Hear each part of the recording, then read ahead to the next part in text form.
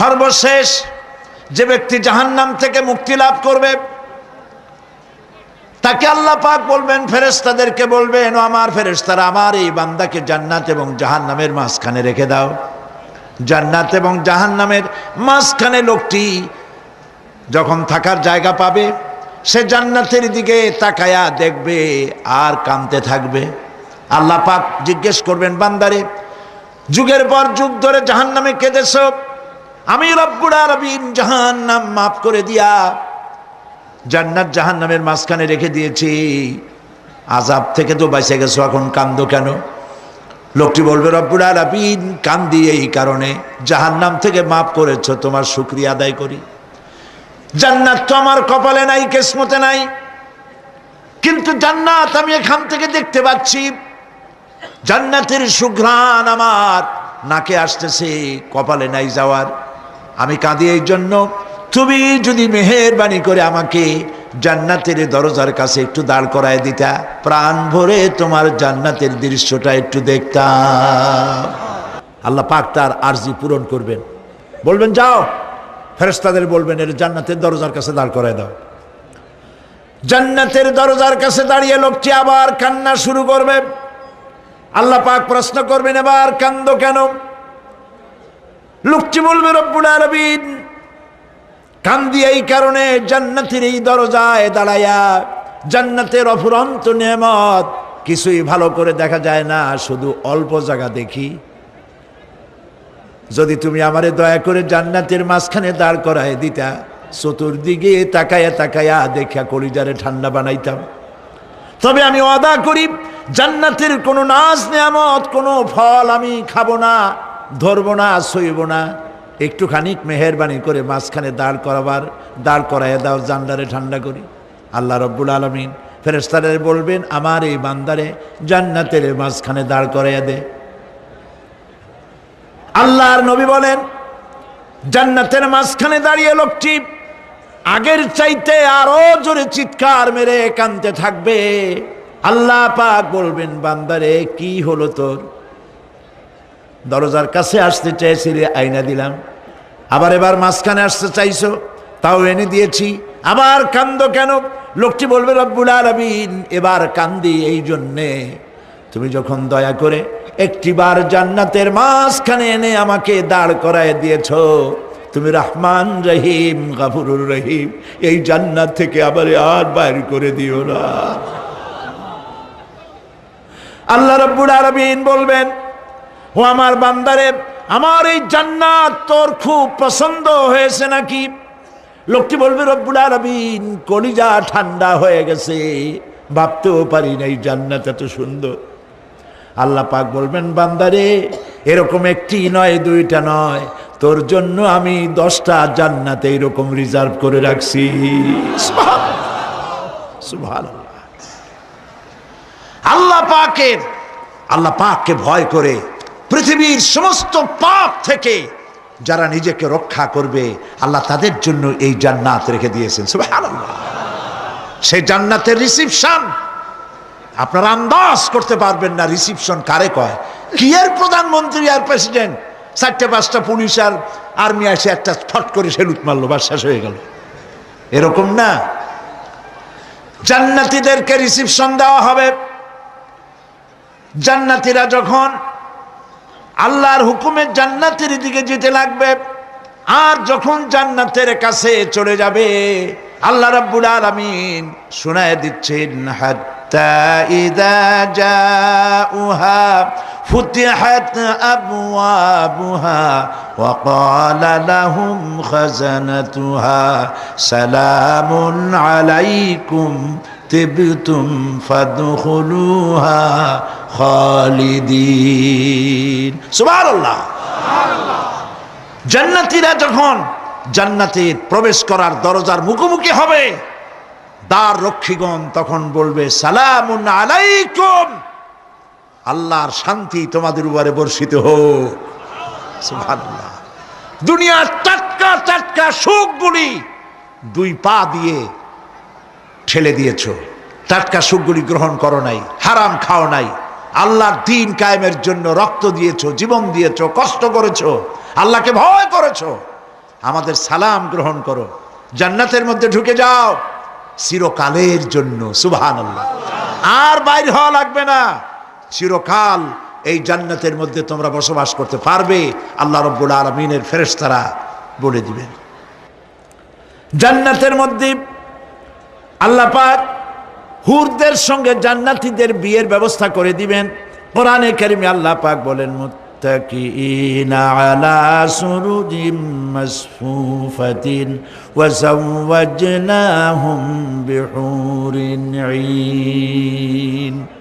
সামনাসামনি ভাবে সাজানো সারি সারি আসন সমূহের উপর তারা ঠেস লাগায় বসে থাকবে, আর আল্লাহ রাব্বুল আলামিন হুরদের সাথে জান্নাতীদের বিয়ের ব্যবস্থা করে দিবেন।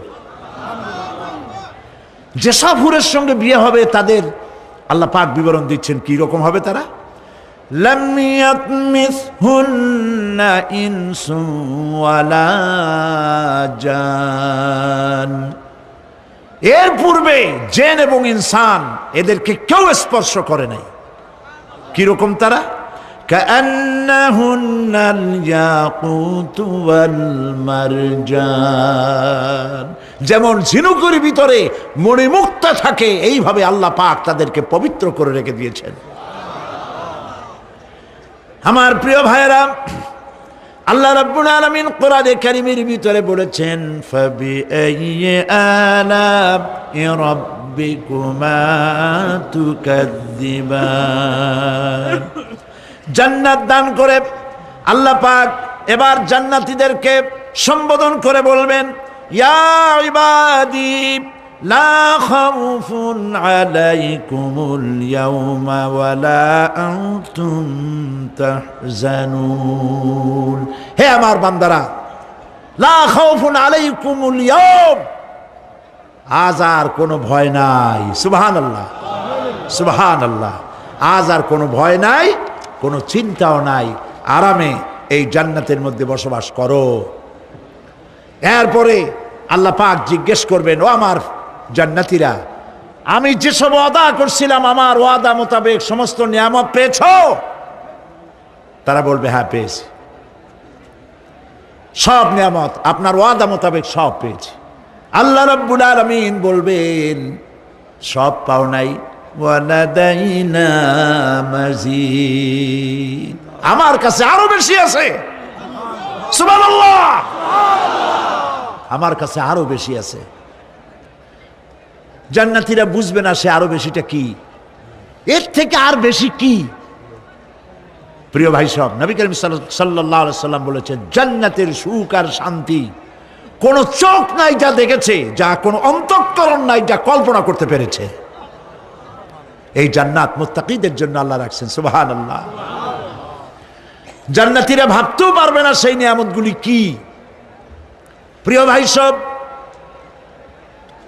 সেই মুহূর্তে আল্লাহর নবী মুহাম্মদুর রাসূলুল্লাহ সাল্লাল্লাহু আলাইহি ওয়াসাল্লাম বলবেন, রব্বুল আলামিন, আমার উম্মতেরা জান্নাতীরা বুঝতে পারে নাই আপনার কাছে কি নিয়ামত আরো বেশি আছে।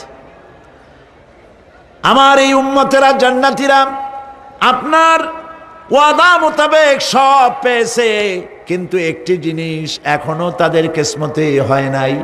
সেই জিনিসটা হলো, যারা তার রবকে না দেখে শুধু কোরআন আর হাদিসের কথা শুনে আরবের ঘুম হারাম করে তাহাজ্জুদের নামাজ আদায় করেছিল, চোখের পানি ফেলেছিল, যারা জান্নাত দেখে নাই, জাহান্নাম দেখে নাই, আপনাকে ভয় করে যারা জীবন পরিচালনা করেছিল, যারা আপনাকে দেখে নাই, না দেখে শুধু কোরআন হাদিস বিশ্বাস করে যারা অকাতরে নিজেদের জীবন বিলায় দিয়েছিল, এই জান্নাতীরা এখন পর্যন্ত তার রবকে দেখতে পারে নাই। আল্লাহ রাব্বুল আলামিন তার সামনে থেকে ৭০,০০০ পর্দা সরে যাবে। আল্লাহ পাক বান্দাদের আরজি পুরা করার জন্য জান্নাতীদের সামনে তিনি জালোয়া ফরজ হবে। কোরআন শরীফের ভিতরে আল্লাহ পাক বলেন, জান্নাতীরা তারা আল্লাহর দিকে, জান্নাতীরা তার রবের দিকে তাকিয়ে থাকবে, আর রব তার বান্দাদের দিকে তাকায়া থাকবে।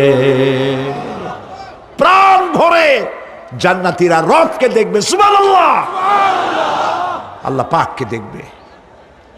প্রাণ খুলে আজ দোয়া করি রব্বুল আলামিন, জান্নাতের যেই পরিবেশে যেই জায়গায় তুমি দয়া করে তোমার গোলামদেরকে তুমি নিজেই দর্শন দিবে, দেখা দিবে।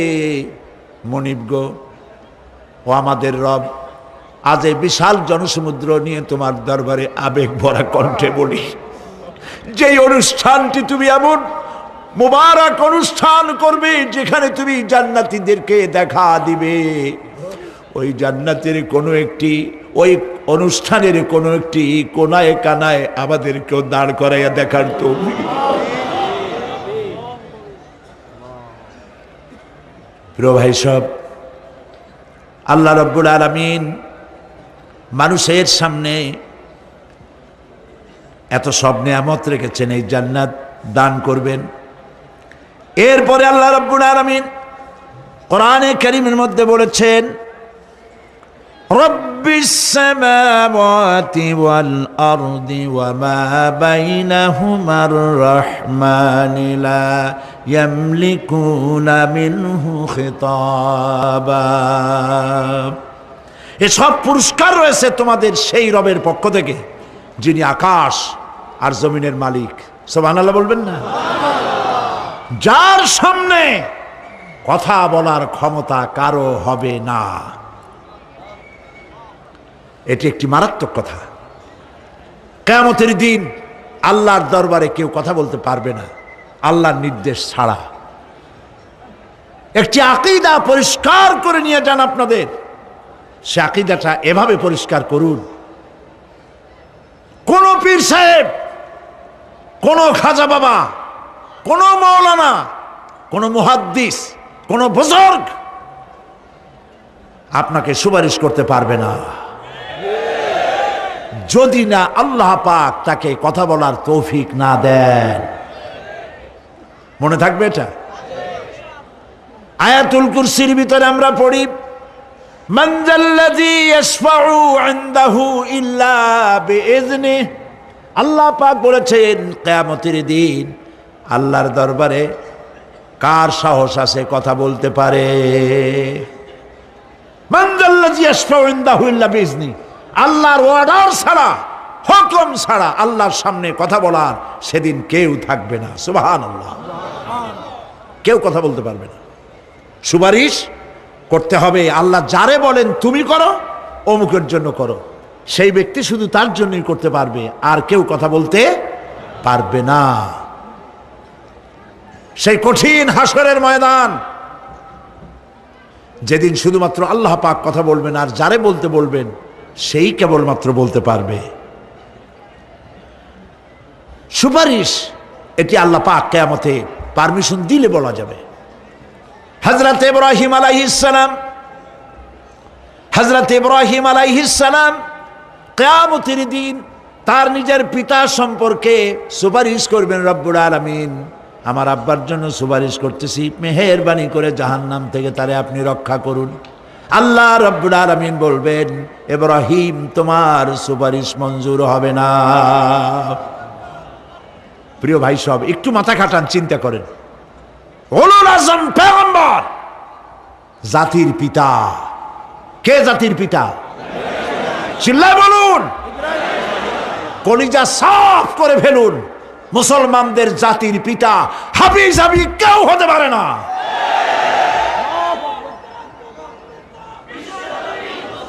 মিল্লাতা আবিকুম ইব্রাহিম। ইব্রাহিম আলাইহিস সালাম এই মিল্লাতের পিতা। সুবহানাল্লাহ। হযরত ইব্রাহিম আলাইহিস সালাম কিয়ামতের দিন বলবেন, আল্লাহ আমার আব্বার জন্য সুপারিশ করছি। আল্লাহ পাক বলবেন মঞ্জুর হবে না। আজর তোমার পিতা হতে পারে, কিন্তু আমার খলিলকে আগুনে ফেলার জন্য নমরুদকে সে সহযোগিতা করেছে, আমি তোমার পিতাকে ক্ষমা করব না। নবী করিম সাল্লাল্লাহু আলাইহি সাল্লামকে সাহাবায়ে কেরাম জিজ্ঞেস করেছেন, হে রাসূল আপনার আব্বা এবং আম্মার অবস্থা কি হবে? নবী করিম সাল্লাল্লাহু আলাইহি সাল্লাম কেঁদে ফেলেছেন, সব বলেছেন আমি তাদের কোনো উপকারে আসব না। আল্লাহু আকবার। আপনি মনে করছেন নাকি যে ইয়া নবী সালাম আলাইকা বলেই অমনি নবীর সুপারিশ পাবেন? এত সহজ।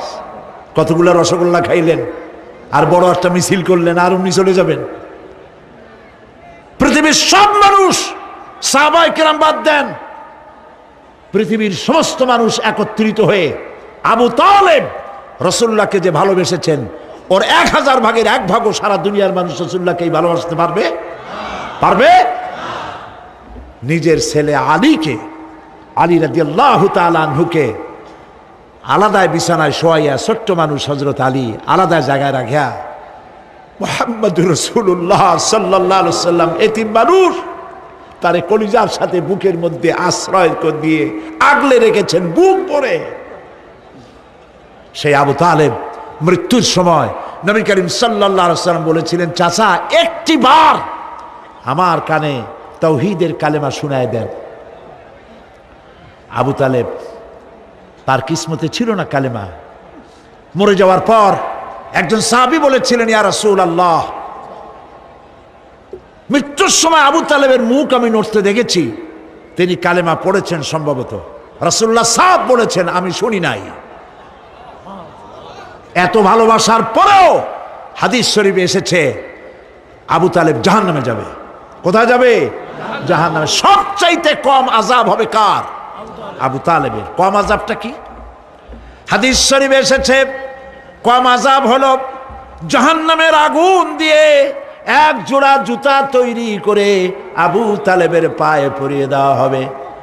সেই জাহান্নামের আগুনের তৈরি করা জুতার তাপে আবু তালেবের মাথার ঘিলুগুলো টকবক করে বউ পড়তে লাগবে।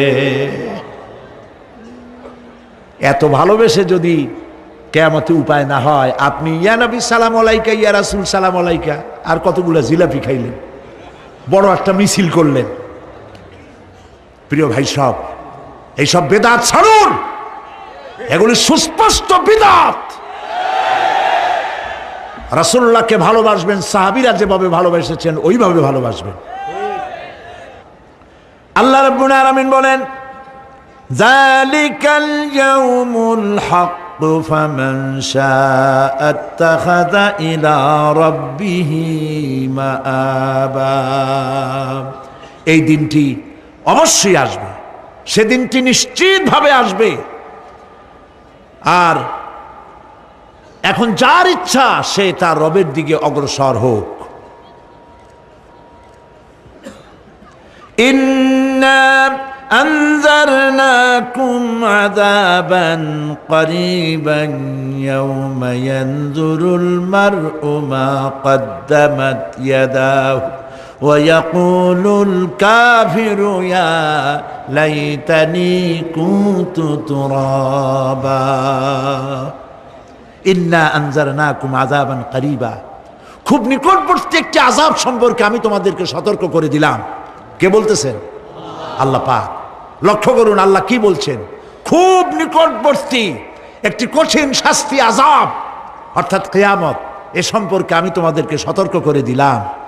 ইয়াউমা ইয়ানজুরুল মার'উ মা কদ্দামাত ইয়াদা, সেদিন প্রত্যেকটি লোক যা সে পাঠিয়ে দিয়েছিল এখানে, অর্থাৎ যা করেছিল সেগুলি সে দেখতে পাবে।